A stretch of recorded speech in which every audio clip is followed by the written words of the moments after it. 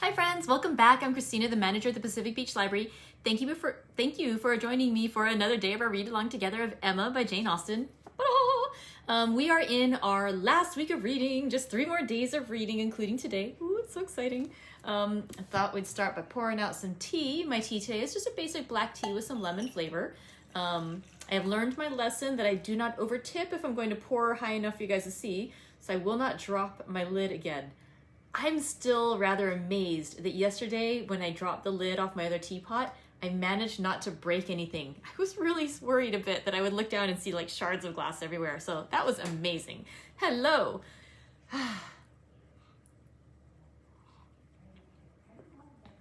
Yummy, yummy. I hope you guys are having something wonderful today too. If you are, please go ahead and comment on it. Also, just because I have to talk about this stuff again because I love it so much, we're going to be doing a screening of the 2020 version of Emma on Saturday. And so if you would like to join us for that, you just need to sign up on the library's event calendar. I can post that link again. And it's free, it's wonderful. You can watch the film anytime between 3 o'clock and midnight on Saturday, March 13th.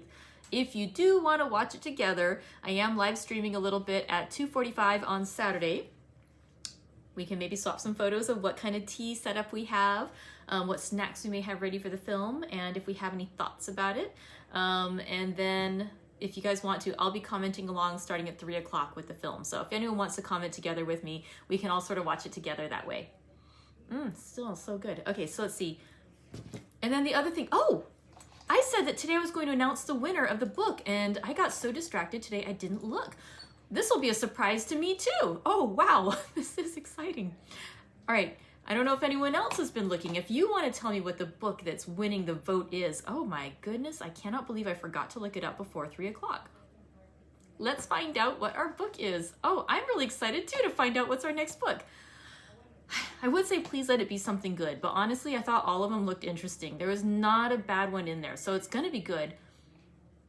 All right, a clear winner with 4 votes, and the other runners-up with 3 is Roughing It by Mark Twain. So we're gonna go rustic, and we're gonna get some stories by Mark Twain. So that will be really fun. Thank you, Judy, for nominating that one, and we will enjoy that book starting next Tuesday, March the 16th.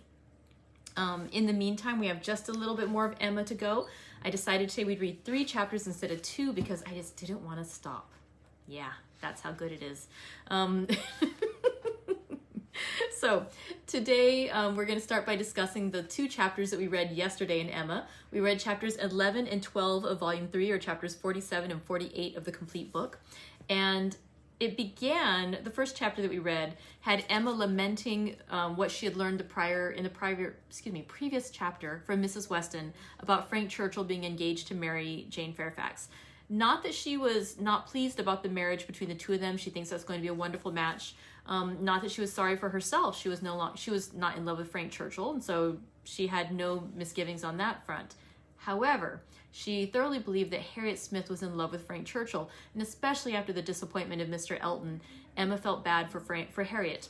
And so she was very worried about having to share this news with Harriet. And then Harriet actually comes by later on. It's like, oh, I just heard from Mr. Weston. He says it's a secret, but he could not tell me because that's Mr. Weston. And so, she knows about the engagement and she seems not bothered. And Emma's confused.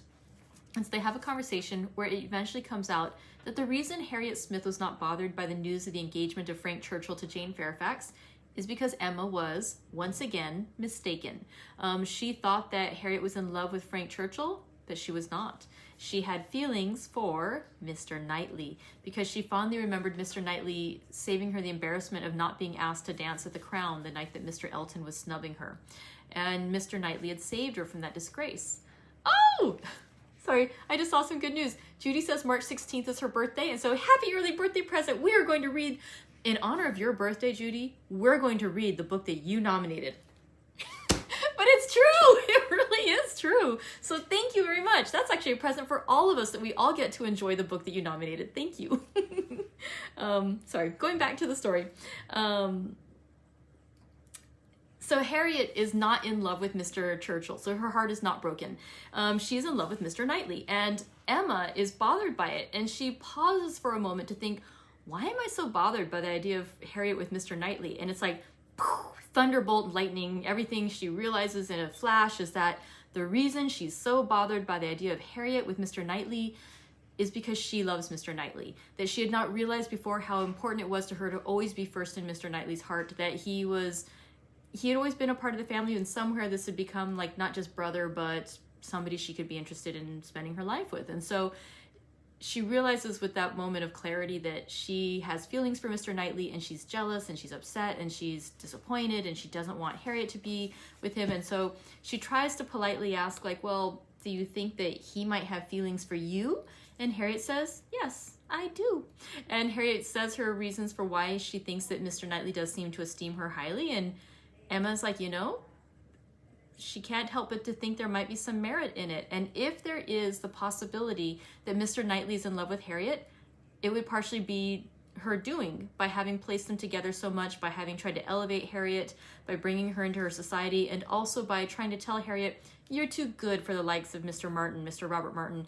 You need somebody else. You need somebody of higher estate, and that, you deserve better. And by her influencing Harriet in this way, to dream bigger, to aspire higher, is that she in this way has laid the groundwork for Harriet and the possibility of Harriet to dare to love Mr. Knightley, and to even more to dare to hope that he might care for her in return. And so Emma is just like upset, so upset, because she's upset the idea that this esteem that she didn't realize meant so much from Mr. Knightley, that she feels she's lost it to Harriet, and also that Harriet is no longer humble and perhaps grown vain, and that is Emma's doing, and that Emma should never have meddled. If anything, if Emma had just been friends with Jane Fairfax like society wanted her to do, instead of trying to bring up Harriet Smith, this whole thing, all these problems could have been avoided. She's absolutely right. But, our book would have been about maybe half as long, so I'm glad she was a little bit meddlesome. Let's see. In the second chapter that we read,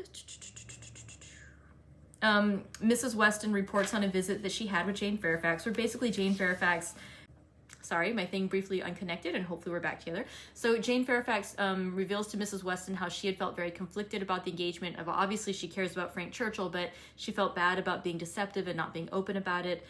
She felt very bad too about shunning Emma Woodhouse. Emma, though, is understanding, though, because she realizes that with Frank Churchill having been so flirty with Emma, and Emma seeming to be flirty with him, it must have hurt Jane Fairfax's feelings very much and made her feel threatened, that perhaps, he might transfer his feelings to Emma, and especially with not having had a public engagement, she basically had no recourse if he were to decide to break their engagement. And so she had felt really insecure about Emma, and that's why she had pushed her away and been so reserved with her. And so she sort of let Mrs. Weston know that she wanted to pass on her apologies to Emma, and which Emma graciously accepted, because she knew she had not been the friend to Jane Fairfax that she should have been, and that she, in retrospect, wished she had. So then just more thinking about stuff, and just like, things won't be the same. What if Mrs. Weston actually has a child? And I'm still a little uncertain if she is pregnant, or if there's still just a thought that she might eventually have a child. I am still uncertain. So I was kind of looking back, and I just don't feel like it's dead set, but I'm not sure. I'll be excited to see the film in this regard. Maybe they'll make it clear, or at least they'll just have their interpretation of it. But yeah, the idea that what if she has a child, and then what if, then she'll stop hanging around as much, Mr. Weston will stop hanging around as much, Frank Churchill's going to go away, and he's going to take Jane Fairfax with him, and Mr. Knightley's going to marry Harriet of all people, and I'm just going to be stuck with my father, and love my father, but it's just not the same to be alone with him all the time. And Emma's feeling really miserable, and she's feeling sad and regretful about the situation as it is. Okay, now, today, we get to read 3 chapters. We're going to read chapters 13 through 15 of volume 3, or chapters 49 through 51 of our book. As promised, good stuff today. Okay, chapter 49 of Emma by Jane Austen. The weather continued much the same all the following morning, and the same loneliness and the same melancholy seemed to reign at Hartfield. But in the afternoon it cleared. The wind changed into a softer quarter. The clouds were carried off. The sun appeared. It was summer again. With all the eagerness which such a transition gives, Emma resolved to be out of doors as soon as possible. Never had the exquisite sight, smell, sensation of nature, tranquil, warm, and brilliant after a storm, been more attractive to her. She longed for the serenity they might gradually introduce, and on Mr. Perry's coming in soon after dinner, with a disengaged hour to give her father, she lost no time in hurrying into the shrubbery. There, with spirits freshened and thoughts a little relieved, she had taken a few turns, when she saw Mr. Knightley passing through the garden door and coming towards her. It was the first intimation of his being returned from London. She had been thinking of him the moment before as unquestionably 16 miles distant. There was time only for the quickest arrangement of mind. She must be collected and calm. In half a minute, they were together. The how-do-you-dos were quiet and constrained on each side.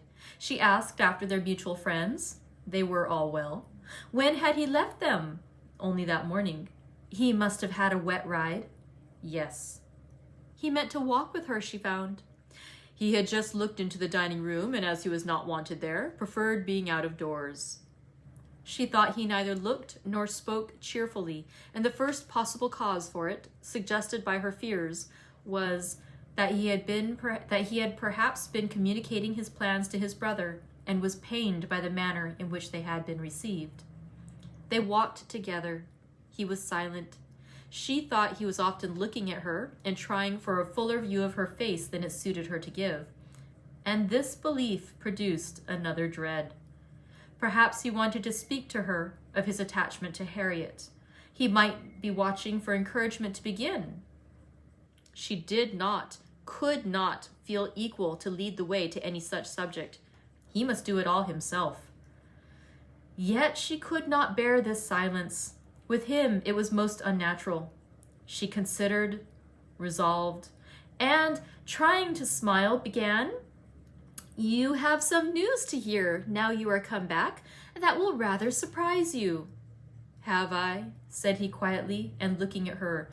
"Of what nature?" "Oh, the best nature in the world. A wedding."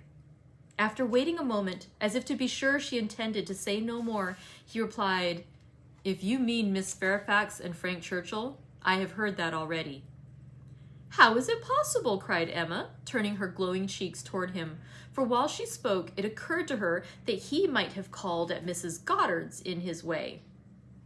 "I had a few lines on parish business from Mr. Weston this morning, and at the end of them he gave me a brief account of what had happened." Emma was quite relieved, and could presently say, with a little more composure, "You probably have been less surprised than any of us, for you have had your suspicions. I have not forgotten that you once tried to give me a caution.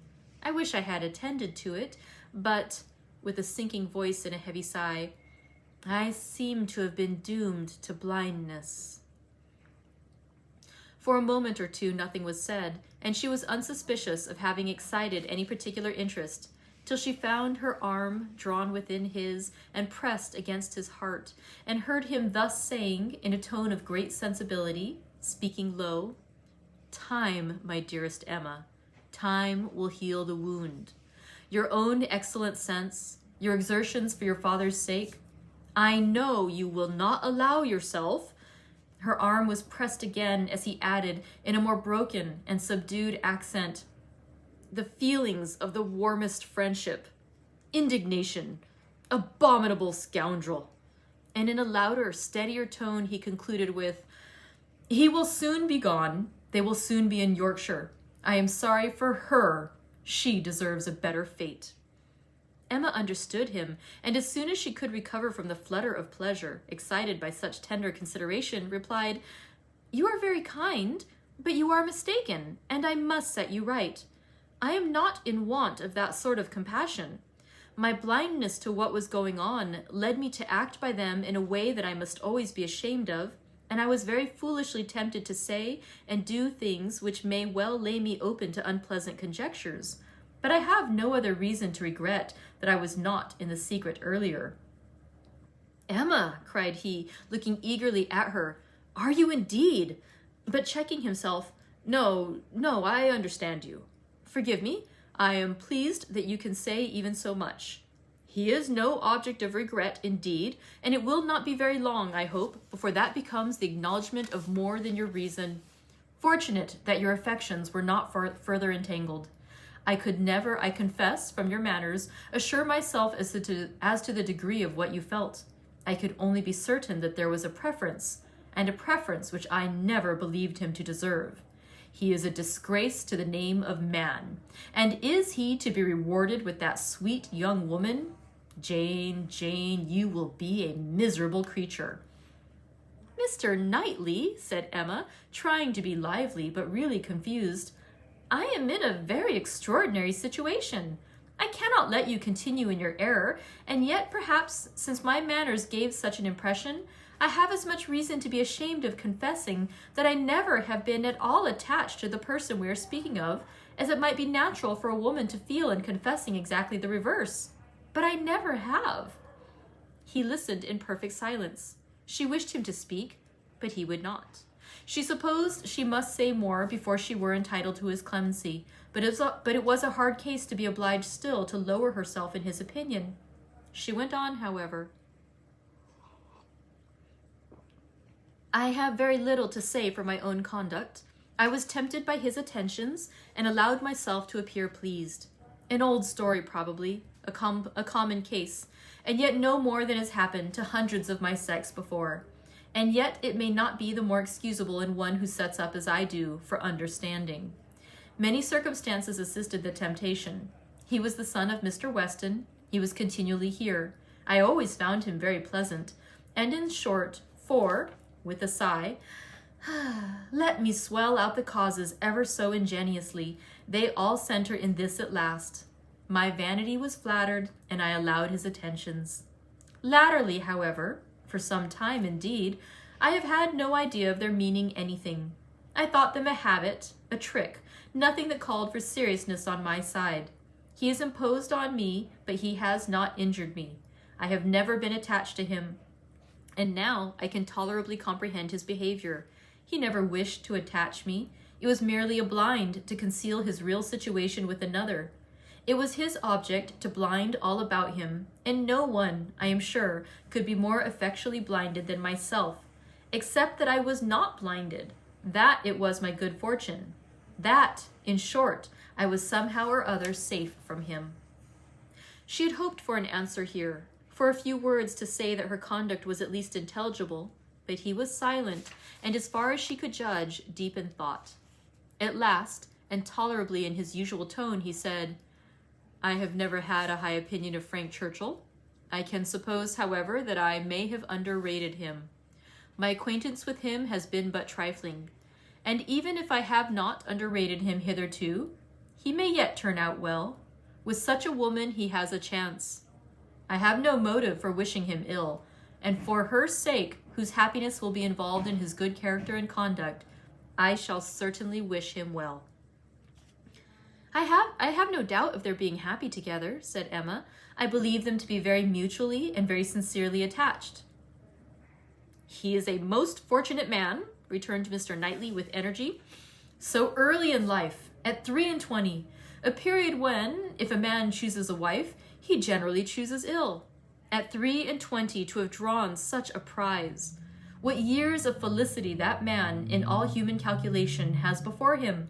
Assured of the love of such a woman, the disinterested love, for Jane Fairfax's character vouches for her disinterestedness, everything in his favor, equality of situation, I mean as far as regards society and all the habits and manners that are important, equality in every point but one, and that one, since the purity of her heart is not to be doubted, such as must increase his felicity, for it will be his to bestow the only advantages she wants.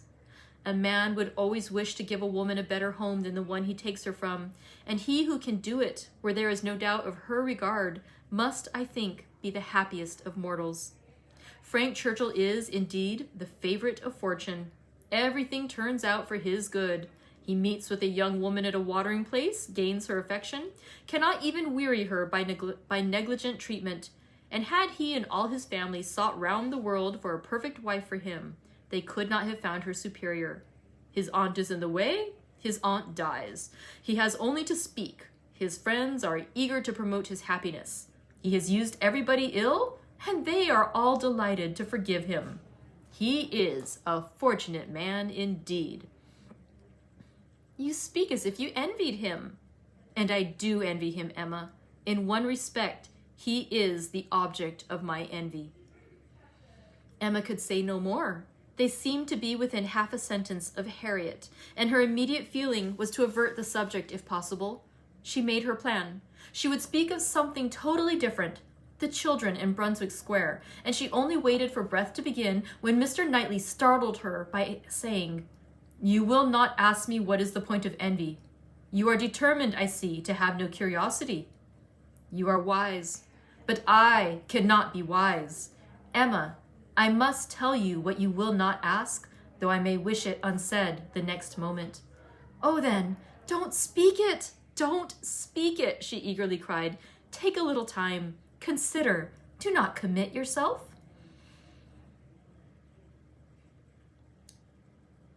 "Thank you," said he, in an accent of deep mortification, and not another syllable followed.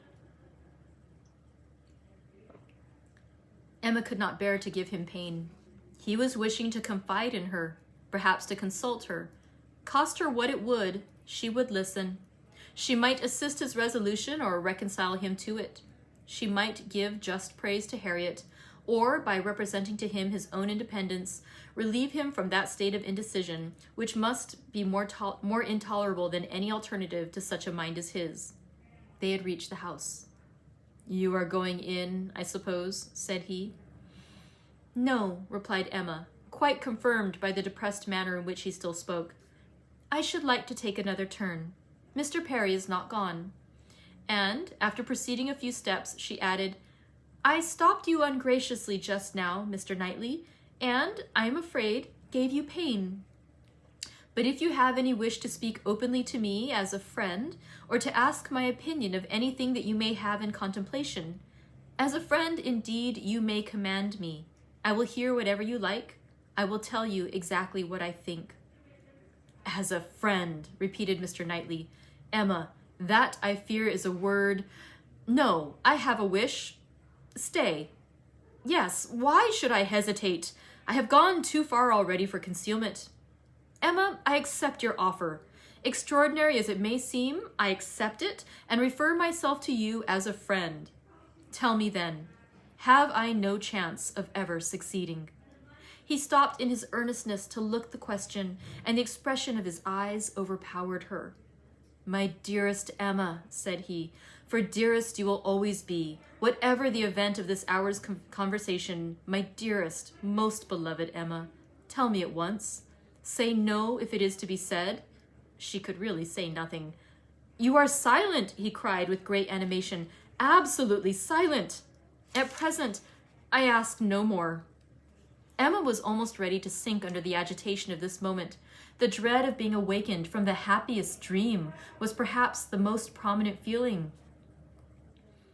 "I cannot make speeches, Emma," he soon resumed, and in a tone of such sincere, decided, intelligible tenderness as was tolerably convincing. "If I loved you less, I might be able to talk about it more. But you know what I am. You hear nothing but truth from me. I have blamed you and lectured you, and you have borne it as no other woman in England would have borne it. Bear with the truths I would tell you now, dearest Emma, as well as you have borne with them. The manner perhaps may have as little to recommend them. God knows I have been a very indifferent lover, but you understand me. Yes, you see, you understand my feelings, and will return them if you can. At present, I ask only to hear, once to hear your voice." While he spoke, Emma's mind was most busy, and with all the wonderful velocity of thought had been able, and yet without losing a word, to catch and comprehend the exact truth of the whole, to see that Harriet's hopes had been entirely groundless, a mistake, a delusion, as complete a delusion as any of her own, that Harriet was nothing, that she was everything herself, that what she had been saying relative to Harriet had been all taken as the language of her own feelings, and that her agitation, her doubts, her reluctance, her discouragement had been all received as discouragement from herself. And not only was there time for these convictions with all their glow of attendant happiness, there was time also to rejoice that Harriet's secret had not escaped her, and to resolve that it need not and should not. It was all the service she could now render her poor friend, for as to any of that heroism of sentiment which might have prompted her to entreat him to transfer his affection from herself to Harriet as infinitely the most worthy of the two, or even the more simple sublimity of resolving to refuse him at once and forever without vouchsafing any motive, because he could not marry them both, Emma had it not. She felt for Harriet with pain and with contrition, but no flight of generosity run mad, opposing all that could be probable or reasonable, entered her brain. She had led her friend astray, and it would be a reproach to her forever. But her judgment was as strong as her feelings, and as strong as it had ever been before, in reprobating any such alliance for him, as most unequal and degrading. Her way was clear, though not quite smooth. She spoke then, on being so entreated. What did she say? Just what she ought, of course. A lady always does. She said enough to show there need not be despair, and to invite him to say more himself. He had despaired at one point. He had received such an injunction to caution and silence as for the time crushed every hope. She had begun by refusing to hear him. The change had perhaps been somewhat sudden. Her proposal of taking another turn, her renewing the conversation which she had just put an end to, might be a little extraordinary. She felt its inconsistency, but Mr. Knightley was so obliging as to put up with it and seek no farther explanation. Seldom, very seldom, does complete truth belong to any human disclosure. Seldom can it happen that something is not a little disguised or a little mistaken, but where, as in this case, though the conduct is mistaken, the feelings are not. It may not be very material. Mr. Knightley could not impute to Emma a more relenting heart than she possessed, or a heart more disposed to accept of his. He had, in fact, been wholly unsuspicious of his own influence. He had followed her into the shrubbery with no idea of trying it. He had come, in his anxiety to see how she bore Frank Churchill's engagement, with no selfish view, no view at all, but of endeavoring, if she allowed him an opening, to soothe or to counsel her. The rest had been the work of the moment, the immediate effect of what he heard on his feelings. The delightful assurance of her total indifference towards Frank Churchill, of her having a heart completely disengaged from him, had given birth to the hope that, in time, he might gain her affection himself. But it had been no present hope. He had only, in the momentary conquest of eagerness over judgment, aspired to be told that she did not forbid his attempt to attach her. The superior hopes which gradually opened were so much the more enchanting. The affection, which he had been asking to be allowed to create if he could, was already his. Within half an hour, he had passed from a thoroughly distressed state of mind to something so like perfect happiness that it could bear no other name. Her change was equal. This 1/2 hour had given to each the same precious certainty of being beloved, had cleared from each the same degree of ignorance, jealousy, or distrust. On his side there had been a long-standing jealousy, old as the arrival, or even the expectation, of Frank Churchill. He had been in love with Emma, and jealous of Frank Churchill, from about the same period, one sentiment having probably enlightened him as to the other. It was his jealousy of Frank Churchill that had taken him from the country. The Box Hill party had decided him on going away. He would save himself from witnessing again such permitted, encouraged attentions. He had gone to learn to be indifferent, but he had gone to a wrong place. There was too much domestic happiness in his brother's house. Women were too amiable a form in it. Isabella was too much like Emma, differing only in those striking inferiorities which always brought the other in brilliancy before him, for much to have been done, even had his time been longer. He had stayed on, however, vigorously, day after day, till this very morning's post had conveyed the history of Jane Fairfax.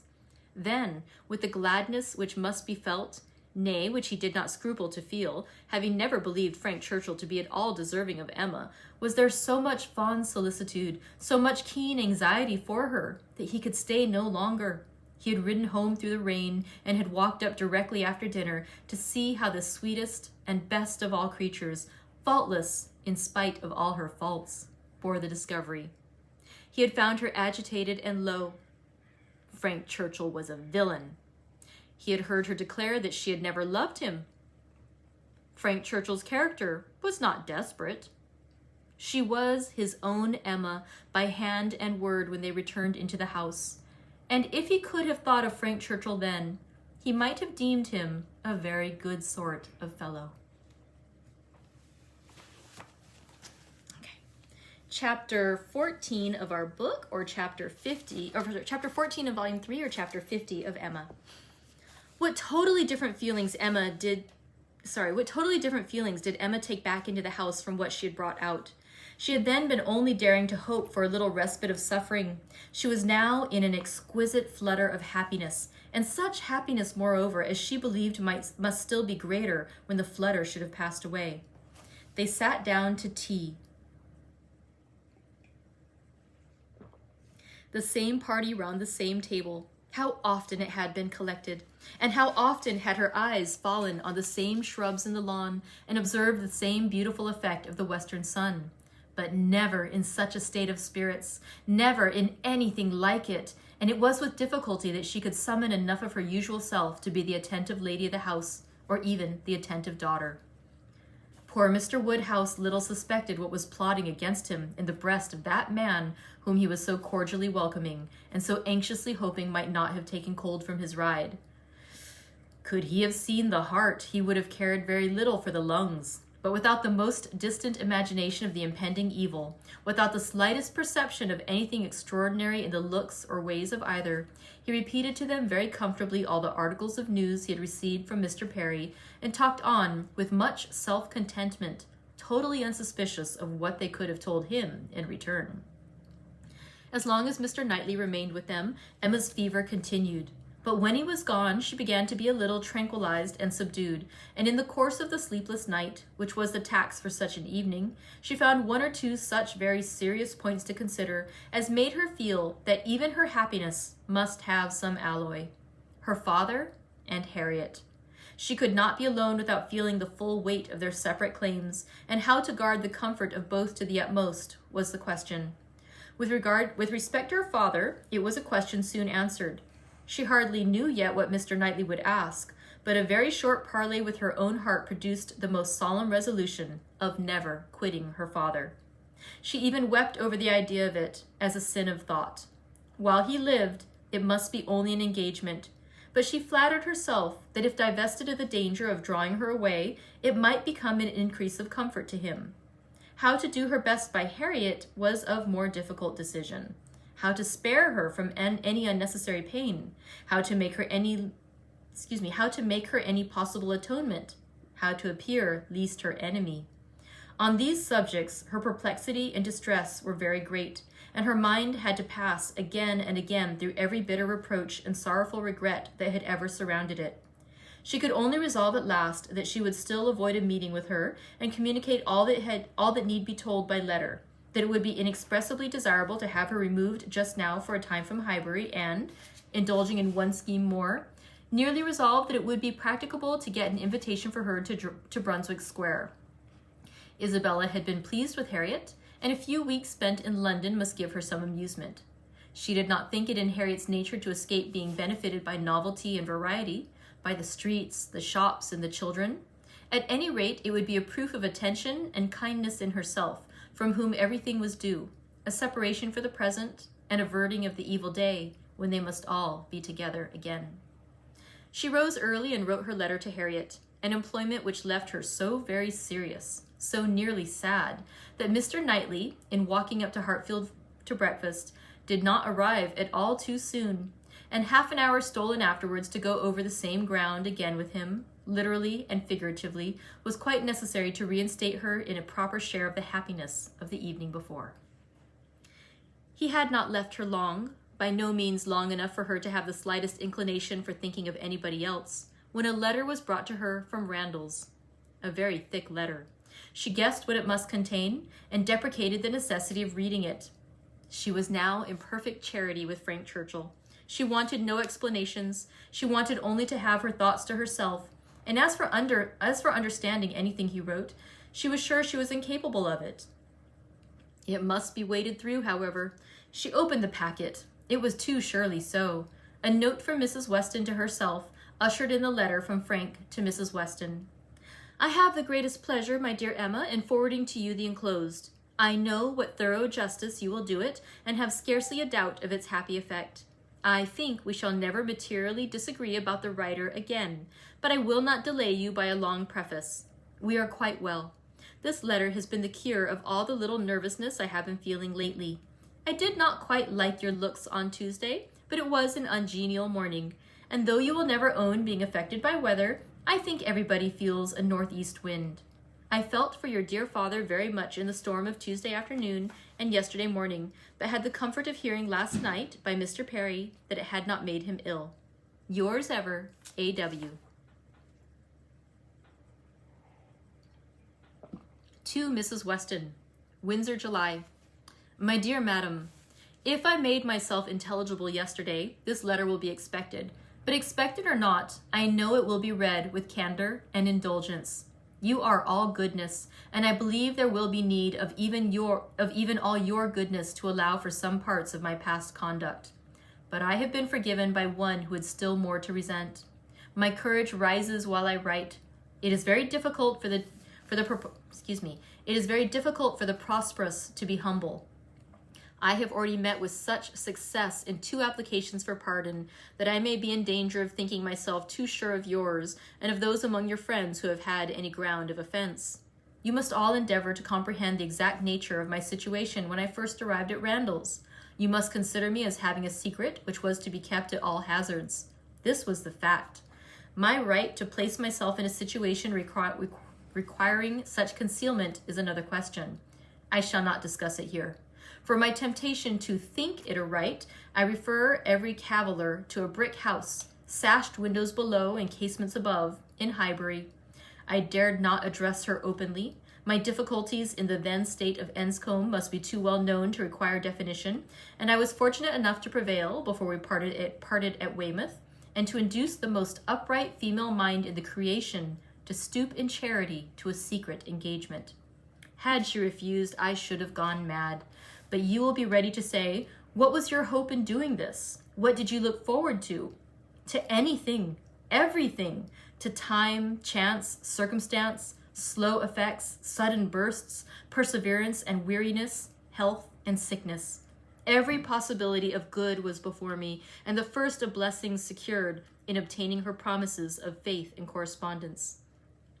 If you need farther explanation, I have the honor, my dear madam, of being your husband's son, and the advantage of inheriting a disposition to hope for good, which no inheritance of houses or lands can ever equal the value of. See me, then, under these circumstances, arriving on my first visit to Randall's. And here I am conscious of wrong, for that visit might have been sooner paid.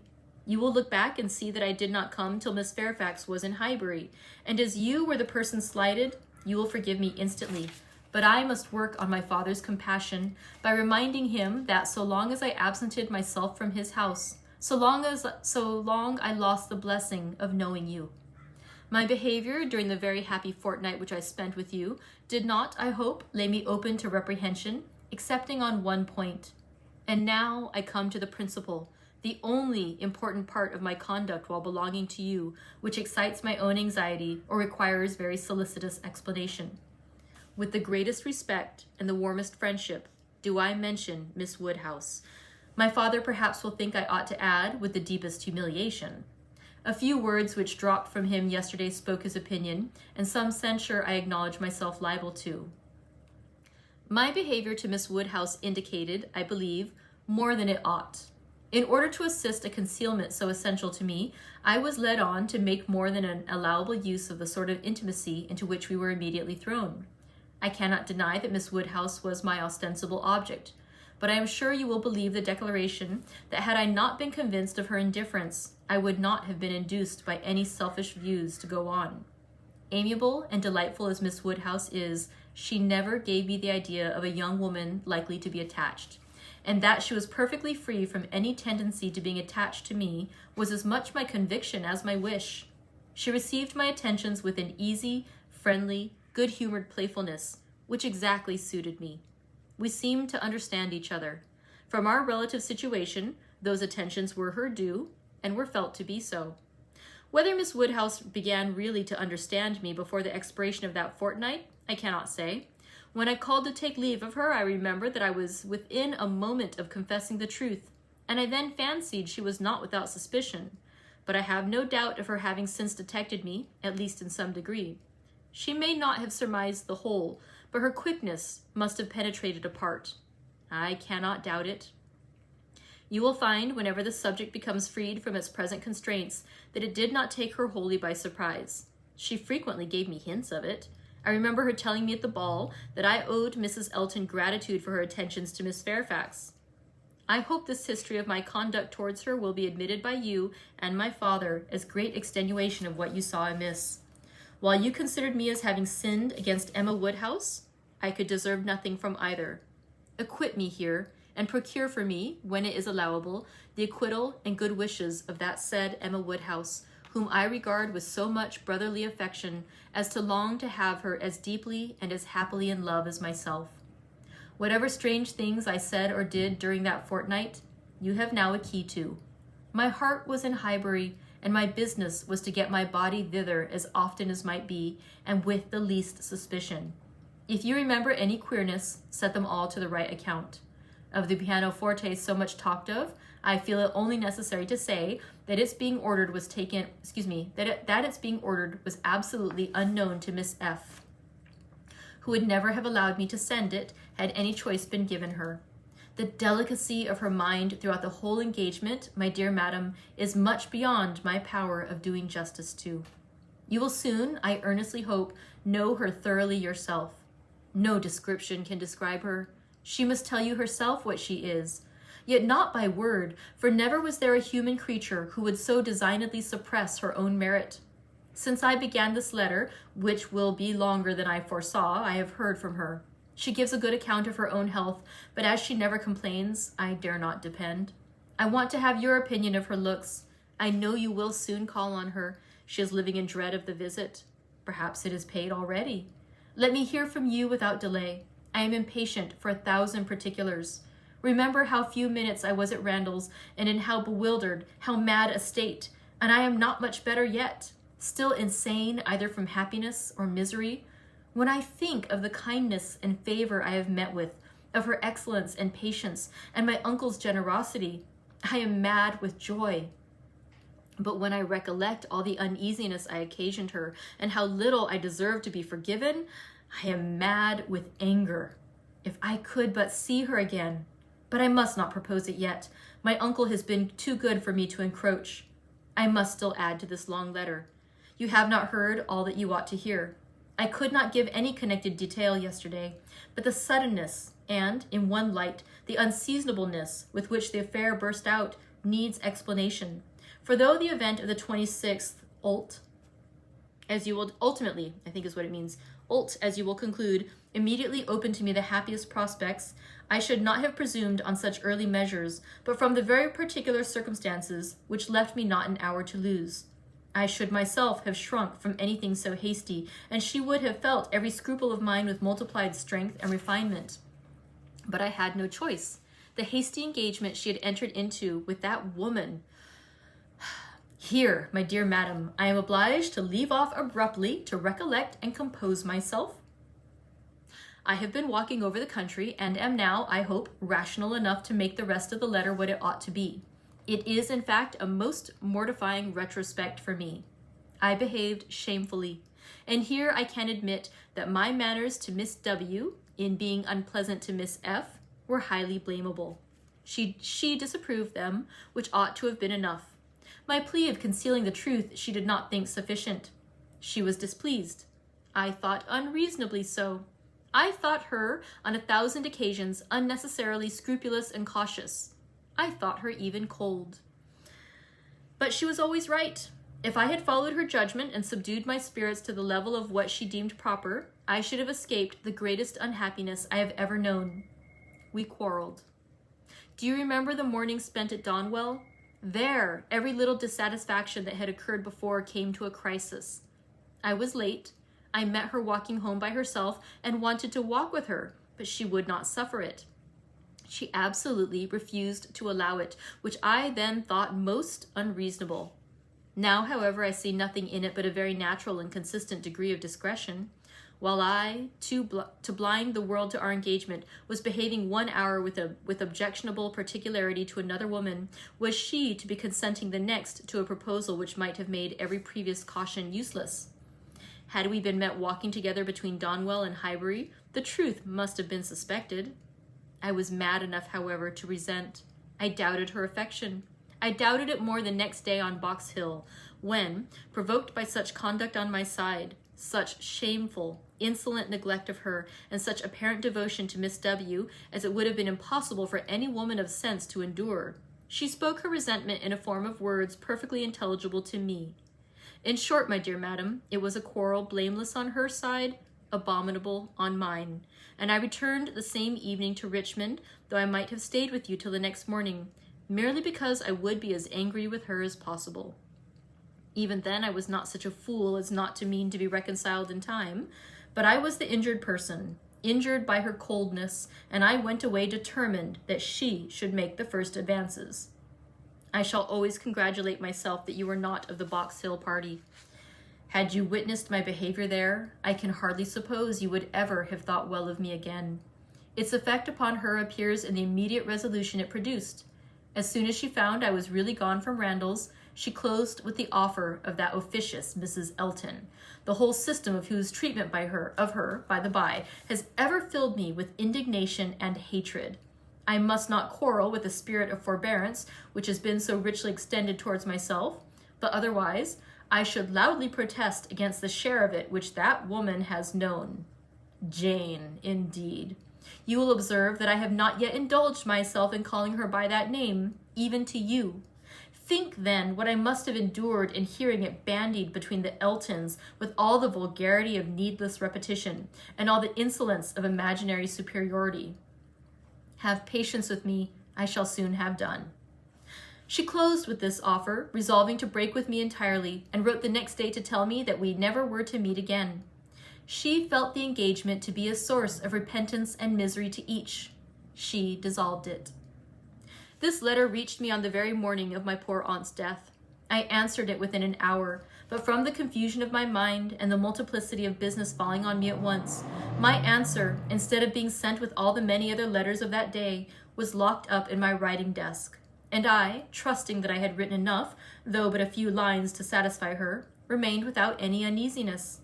I was rather disappointed that I did not hear from her again speedily, but I made excuses from her, and was too busy and, may I add, too cheerful in my views to be captious. We removed to Windsor, and 2 days afterwards I received a parcel from her, my own letters all returned, and a few lines at the same time, by the post, stating her extreme surprise at not having had the smallest reply to her last, and adding that as silence on such a point could not be misconstrued, and as it must be equally desirable to both to have every subordinate arrangement concluded as soon as possible, she now sent me, by a safe conveyance, all my letters, and requested that if I could not directly command hers, so as to send them to Highbury within a week, I would forward them after that period to her at, in short, the full direction of Mr. Smallridge's, near Bristol, stared me in the face. I knew the name, the place, I knew all about it, and instantly saw what she had been doing. It was perfectly accordant with that resolution of character which I knew her to possess, and the secrecy she had maintained as to any such design in her former letter was equally descriptive of its anxious delicacy. For the world would not she have seemed to threaten me. Imagine the shock.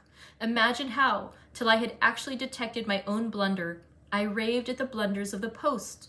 What was to be done? One thing only. I must speak to my uncle.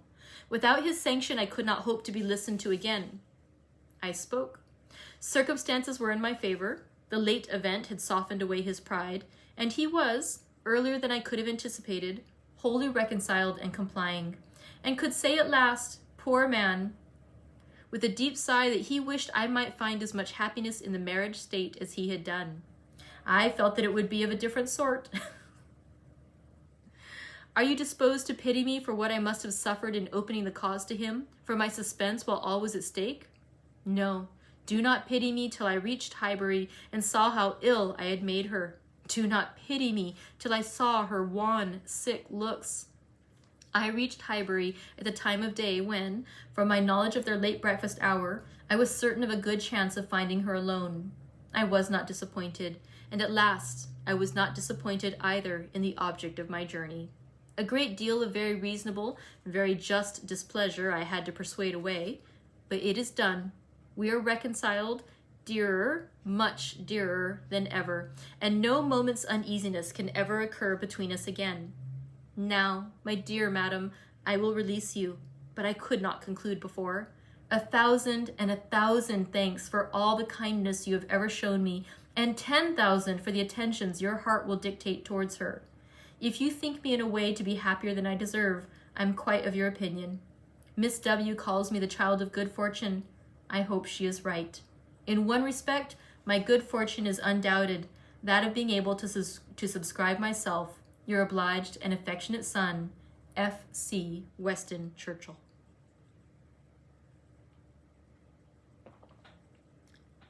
And now chapter 15 of volume 3, or chapter 51 of Emma. This letter must make its way to Emma's feelings. She was obliged, in spite of her previous determination to the contrary, to do it all the justice that Mrs. Weston foretold. As soon as she came to her own name, it was irresistible. Every line relating to herself was interesting, and almost every line agreeable. And when this charm ceased, the subject could still maintain itself by the natural return of her former regard for the writer, and the very strong attraction which any picture of love must have for her at that moment. She never stopped till she had gone through the whole, and though it was impossible not to feel that he had been wrong, yet he had been less wrong than she had supposed, and he had suffered, and was very sorry, and he was so grateful to Mrs. Weston, and so much in love with Miss Fairfax, and she was so happy herself, that there was no being severe, and could he have entered the room, she must have shaken hands with him as heartily as ever. She thought so well of the letter that when Mr. Knightley came again, she desired him to read it. She was sure of Mrs. Weston's wishing it to be communicated, especially to one who, like Mr. Knightley, had seen so much to blame in his conduct. "I shall be very glad to look it over," said he, "but it seems long. I will take it home with me at night." But that would not do. Mrs. Weston was to call in the evening, and she must return it by him. Mr. Weston was to call in the evening, and she must return it by him. "I would rather be talking to you," he replied, "but as it seems a matter of justice, it shall be done." He began, stopping, however, almost directly to say, "Had I been offered the sight of one of this gentleman's letters to his mother-in-law a few months ago, Emma, it would not have been taken with such indifference." He proceeded a little further, reading to himself, and then, with a smile, observed, "Humph! A fine complimentary opening, but it is his way. One man's style must not be the rule of another's. We will not be severe. It will be natural for me," he added shortly afterwards, "to speak my opinion aloud as I read. By doing it, I shall feel that I am near you. It will not be so great a loss of time. But if you dislike it—" "Not at all. I should wish it." Mr. Knightley returned to his reading with greater alacrity. "He trifles here," said he, "as to the temptation. He knows he is wrong, and has nothing rational to urge. Bad. He ought not to have formed the engagement. His father's disposition. He is unjust, however, to his father. Mr. Weston's sanguine temper was a blessing on all his upright and honorable exertions, but Mr. Weston earned every present comfort before he endeavored to gain it. Very true. He did not come till Miss Fairfax was here." "And I have not forgotten," said Emma, "how sure you were that he might have come sooner if he would. You pass it over very handsomely, but you were perfectly right." "I was not quite impartial in my judgment, Emma, but yet, I think, had you not been in the case, I should still have distrusted him." When he came to Miss Woodhouse, he was obliged to read the whole of it aloud, all that related to her, with a smile, a look, a shake of the head, a word or two of assent, of disapprobation, or merely of love, as the subject required, concluding, however, seriously, and after steady reflection, thus: "Very bad, though it might have been worse. Playing a most dangerous game. Too much indebted to the event for his acquittal. No judge of his own manners by you. Always deceived in fact by his own wishes, and regardless of little besides his own convenience. Fancying you to have fathomed his secret, natural enough. His own mind full of intrigue that he should suspect it in others. Mystery, finesse, how they pervert the understanding. My Emma, does not everything serve to prove more and more the beauty of truth and sincerity in all our dealings with each other? Emma agreed to it, and with a blush of sensibility on Harriet's account, which she could not give any sincere explanation of. "You had better go on," said she. He did so, but very soon stopped again to say, "The pianoforte. That was the act of a very, very young man, one too young to consider whether the inconvenience of it might not very much exceed the pleasure. A boyish scheme indeed. I cannot comprehend a man's wishing to give a woman any proof of affection which he knows she would rather dispense with, and he did know that she would have prevented the instrument's coming if she could." After this, he made some progress without any pause. Frank Churchill's confession of having behaved shamefully was the first thing to call for more than a word in passing. "I perfectly agree with you, sir," was then his remark. "You did behave very shamefully. You never wrote a truer line." And having gone through what immediately followed of the basis of their disagreement and his persisting to act in direct opposition to Jane Fairfax's sense of right, he made a fuller pause to say, "This is very bad. He had induced her to place herself, for his sake, in a situation of extreme difficulty and uneasiness, and it should have been his first object to prevent her from suffering unnecessarily. She must have had much more to contend with in carrying on the correspondence than he could. He should have respected even unreasonable scruples, had there been such, but hers were all reasonable. We must look to her one fault, and remember that she had done a wrong thing in consenting to the engagement, to bear that she should have been in such a state of punishment." Emma knew that he was now getting to the Box Hill party and grew uncomfortable. Her own behavior had been so very improper. She was deeply ashamed and a little afraid of his next look. It was all read, however, steadily, attentively, and without the smallest remark, and excepting one momentary glance at her, instantly withdrawn, in the fear of giving pain, no remembrance of Box Hill seemed to exist. "There is no saying much for the delicacy of our good friends, the Eltons," was his next observation. "His feelings are natural." What? Actually resolved to break with him entirely? She felt the engagement to be a source of repentance and misery to each? She dissolved it. What a view this gives of her sense of his behavior. Well, he must be a most extraordinary— Nay, read on. You will find how very much he suffers." "I hope he does," replied Mr. Knightley coolly, and resuming the letter. "Smallridge. What does this mean? What is all this?" She had engaged to go as governess to Mrs. Smallridge's children, a dear friend of Mrs. Elton's, a neighbor of Maple Grove, and by the by, I wonder how Mrs. Elton bears the disappointment. "Say nothing, my dear Emma, while you oblige me to read. Not even of Mrs. Elton. Only one page more. I shall soon have done. What a letter the man writes! I wish you would read it with a kinder spirit towards him. Well, there is feeling here. He does seem to have suffered in finding her ill. Certainly I can have no doubt of his being fond of her. Dearer, much dearer than ever. I hope he may long continue to feel all the value of such a reconciliation. He is a very liberal thanker with his thousands and tens of thousands, happier than I deserve. Come, he knows himself there. Miss Woodhouse calls me the child of good fortune. Those were Miss Woodhouse's words, were they? And a fine ending, and there is the letter. The child of good fortune. That was your name for him, was it? You do not appear so well satisfied with his letter as I am, but still you must, at least I hope you must, think the better of him for it.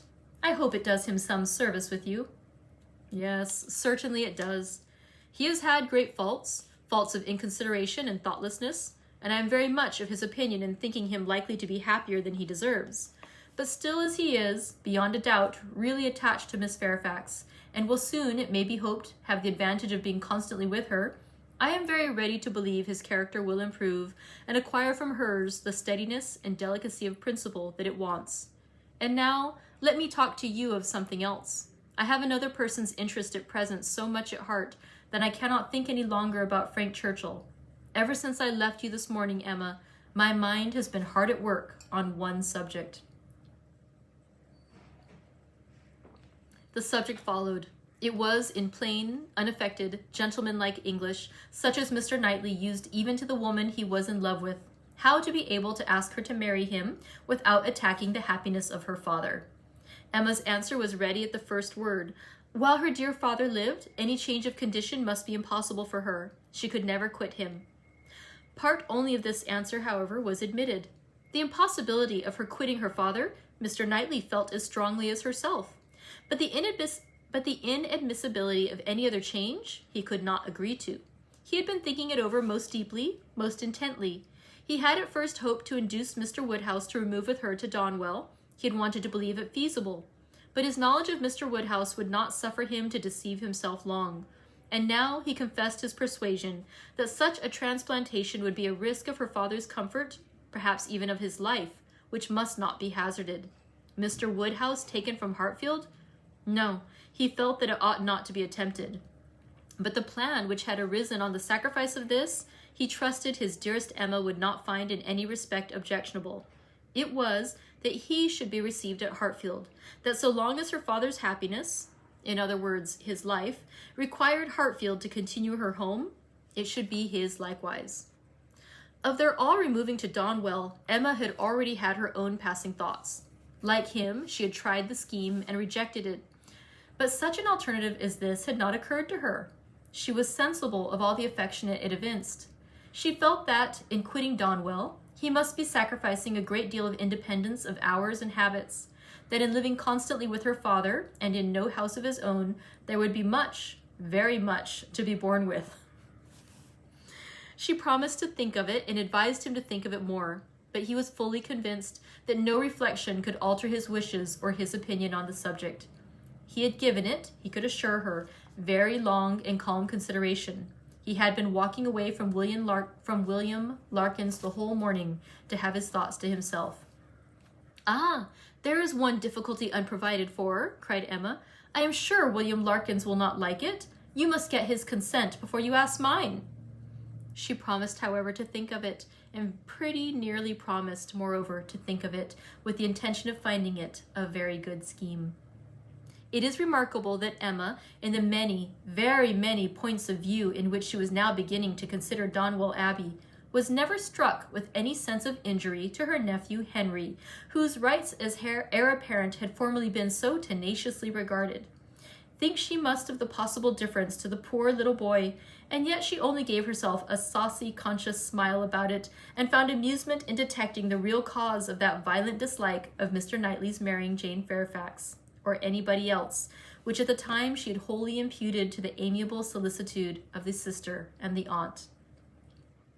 This proposal of his, this plan of marrying and continuing at Hartfield, the more she contemplated it, the more pleasing it became.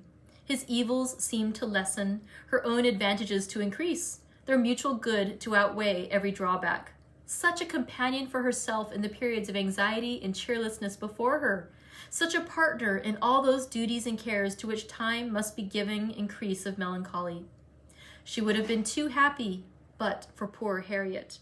But every blessing of her own seemed to involve and advance the sufferings of her friend, who must now be even excluded from Hartfield. The delightful family party which Emma was securing for herself, poor Harriet must, in more charitable caution, be kept at a distance from. She would be a loser in every way. Emma could not deplore her future absence as any deduction from her own enjoyment. In such a party, Harriet would be a rather dead weight than otherwise. But for the poor girl herself, it seemed a peculiarly cruel necessity that was to be placing her in such a state of unmerited punishment. In time, of course, Mr. Knightley would be forgotten, that is, supplanted, but this could not be expected to happen very early. Mr. Knightley himself would be doing nothing to assist the cure, not like Mr. Elton. Mr. Knightley, always so kind, so feeling, so truly considerate for everybody, would never deserve to be less worshipped than now, and it really was too much to hope, even of Harriet, that she could be in love with more than 3 men in 1 year. That concludes today's reading. Sorry. Oh my goodness. I love that whole section. I love the bit about discovering that Mr. Knightley cares for Emma, that they're able to resolve their miscommunication and even find a way that they can get married, perhaps, if he is, because he's willing to sacrifice his own home and to move into Hartfield rather than maintain his own residence at Donwell Abbey. It is a proof of his love and devotion that he would move in with Mr. Woodhouse. But I'm sorry, there was just something great. I know they didn't mean it in the sense of like using it the way we would, but as soon as she's like, she would be a loser in every way, it just seemed sort of like all I could picture was like, I felt like Emma would be like, loser, and just like, it was just so harsh. And I know that's not how she meant it, but it was, yeah, she would be a loser in every way. Harriet would be a dead weight. Oh, it's just horribly, horribly harsh. That said, we have 2 more days of reading. We'll see what happens. Maybe Harriet will also have something wonderful. Maybe it is possible that she will love more than 3 men in this year, or maybe even without loving more than 3 men in 1 year, she will have a happy ending. Let's hope that things will get better for Harriet. Now that things are working out so well for Emma and Mr. Knightley, Frank Churchill and Jane Fairfax, and even Mrs. Weston. Who knows? Maybe pregnant. We really can't tell. I can't tell.